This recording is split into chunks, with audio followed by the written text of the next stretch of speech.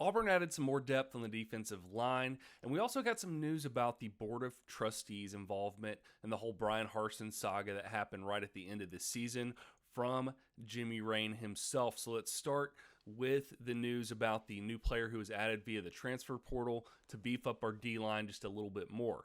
And that comes in the form of Morris Joseph. He's played for the past 3 years for Memphis.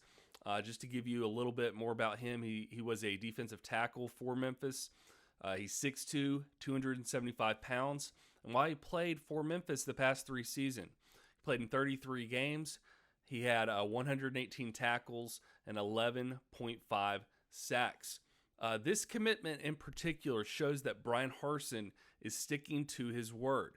He said that he was going to really be going after 3 main positions in the offseason in the transfer portal. Those were the defensive line, wide receiver, and defensive back. And this is just another transfer pickup that he's gotten from the portal that shows that he's committed to that promise. So he is beefing up our defensive line a little more. He's adding some more talent and some more experience with a veteran player like Morris Joseph. So I do look to the start of this season.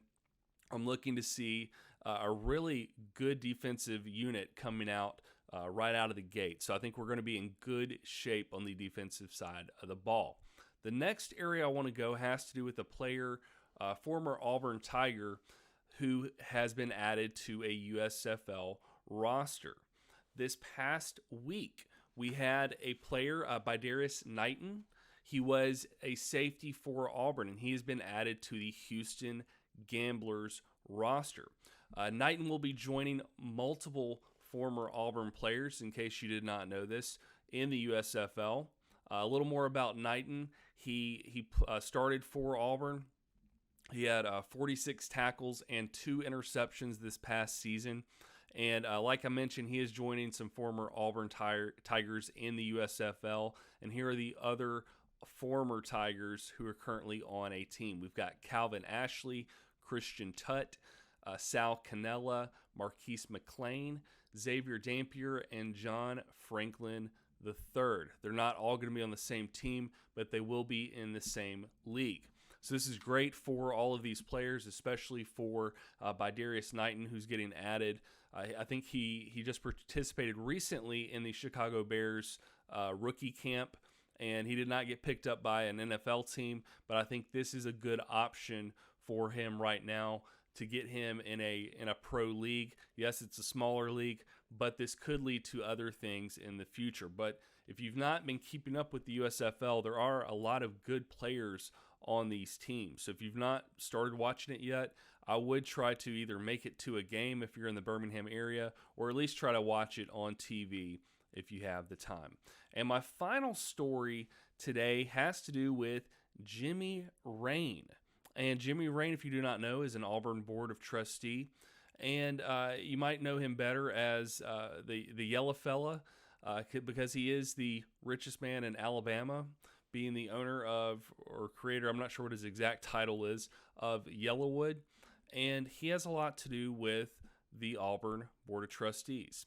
And in turn, Auburn football, even though he says himself it's not direct. But if you did not keep up this past offseason, there were a lot of rumors. And I'm going to preface this with rumors because Jimmy Rane himself has made a comment on this. So I want to give him the fair chance to say what he wanted to say. I want to give you his words.